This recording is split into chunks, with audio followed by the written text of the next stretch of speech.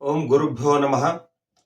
ಬಂಧುಗಳೇ, ಪರಬ್ರಹ್ಮನ ಸ್ಥಾನವನ್ನ ಪಡೆದಿರುವಂತಹ ಅನ್ನವು ಈ ಶರೀರಕ್ಕೆ ಶಕ್ತಿಯ ಜೊತೆಗೆ ಔಷಧಿಗಳನ್ನು ಕೂಡ ಪೂರೈಸುತ್ತೆ.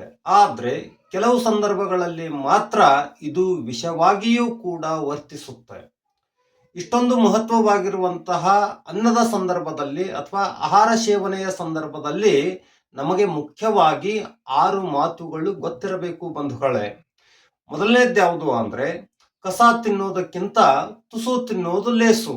ಅಂದ್ರೆ ಅಂತಿಂತ ಆಹಾರವನ್ನ ತಿನ್ನೋದಕ್ಕಿಂತ ಶುದ್ಧವಾದಂಥದ್ದು, ಆಮೇಲೆ ತಾಜಾ ಆದಂತ ಆಹಾರವನ್ನ ತುಸು ಪ್ರಮಾಣದಲ್ಲಿ ತಿನ್ನಬೇಕು ಅಥವಾ ಕಡಿಮೆ ಪ್ರಮಾಣದಲ್ಲಿ ತಿನ್ನಬೇಕು.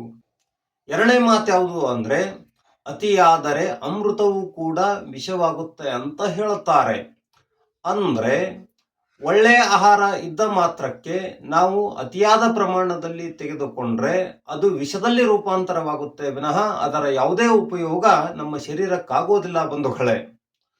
ಆಮೇಲೆ ಮೂರನೇ ಮಾತು ಯಾವುದು ಅಂದ್ರೆ, ಅವಸರವೇ ಅಪಘಾತಕ್ಕೆ ಕಾರಣ ಅಂತ ಹೇಳುತ್ತಾರೆ.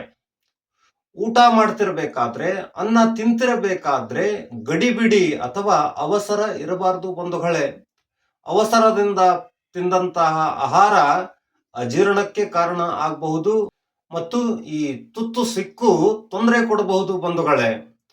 ಆಮೇಲೆ ನಾಲ್ಕನೇ ಮಾತು ಯಾವುದು ಅಂದ್ರೆ, ಹಾಸಿಗೆ ಇದ್ದಷ್ಟೇ ಕಾಲು ಚಾಚು, ಹಸಿವೆ ಇದ್ದಷ್ಟೇ ಊಟ ಮಾಡು.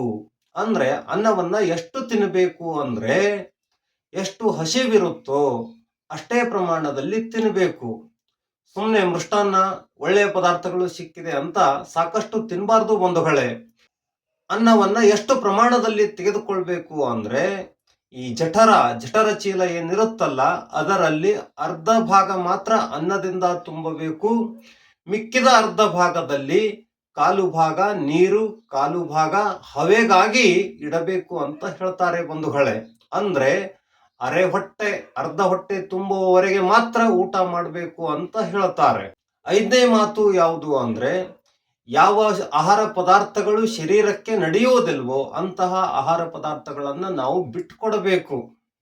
ಅಂದ್ರೆ ಪ್ರತಿಯೊಬ್ಬ ಮನುಷ್ಯನಲ್ಲಿ ವಾತ, ಪಿತ್ತ, ಕಫ ಈ 3 ದೋಷಗಳಲ್ಲಿ ಒಂದು ದೋಷ ಇದ್ದೇ ಇರುತ್ತೆ ಬಂಧುಗಳೇ. ಈ 3 ದೋಷಗಳ ಸಂದರ್ಭದಲ್ಲಿ ಕೆಲವು ಆಹಾರ ಪದಾರ್ಥಗಳನ್ನ ತ್ಯಜಿಸಬೇಕಾಗುತ್ತೆ ಅಥವಾ ಬಿಟ್ಟು ಕೊಡಬೇಕಾಗುತ್ತೆ. ಪಿತ್ತ ಇದ್ದವರು ಕೆಲವೊಂದು, ವಾತ ಇದ್ದವರು ಕೆಲವೊಂದು, ಆಮೇಲೆ ಕಫದೋಷ ಬಿದ್ದವರು ಕೆಲವೊಂದು ಪದಾರ್ಥಗಳನ್ನ ಬಿಡಲೇಬೇಕಾಗುತ್ತೆ. ಅವುಗಳನ್ನ ತ್ಯಜಿಸಲೇಬೇಕು. ಇಲ್ಲ ಅಂದ್ರೆ ಅನಾರೋಗ್ಯಕ್ಕೆ ಕಾರಣ ಆಗ್ಬೇಕಾಗುತ್ತೆ. ಆಮೇಲೆ ಆರನೇದ್ ಮಾತು ಯಾವುದು ಅಂದ್ರೆ, ಸಸ್ಯಾಹಾರವನ್ನೇ ಸೇವಿಸಬೇಕು. ಮಾಂಸಾಹಾರ ಸೇವಿಸುವ ಅಗತ್ಯವೂ ಇಲ್ಲ ಮತ್ತು ಮಾಂಸಾಹಾರಕ್ಕಾಗಿ ಯಾವುದೋ ಜೀವಿಗಳ ಅಥವಾ ಪ್ರಾಣಿ ಪಕ್ಷಿಗಳ ಬಲಿಯನ್ನ ಕೊಡೋ ಅಗತ್ಯವೂ ಇಲ್ಲ. ಅಷ್ಟೊಂದು ಮಹಾಪಾಪದ ಕೆಲಸವನ್ನ ಮಾಡಿ ಮಾಂಸಾಹಾರ ಸೇವಿಸುವ ಅಗತ್ಯ ಇಲ್ಲ ಬಂಧುಗಳೇ. ಆಮೇಲೆ ಪಚನಕ್ಕೂ ಕೂಡ ಸಸ್ಯಾಹಾರವೇ ಯೋಗ್ಯವಾಗಿರುತ್ತೆ. ಅದಕ್ಕೆ ಸಸ್ಯಾಹಾರವನ್ನೇ ಬಳಸಬೇಕು ಎನ್ನುವುದು ನನ್ನ ಮಾತು ಬಂಧುಗಳೇ. ಧನ್ಯವಾದಗಳು.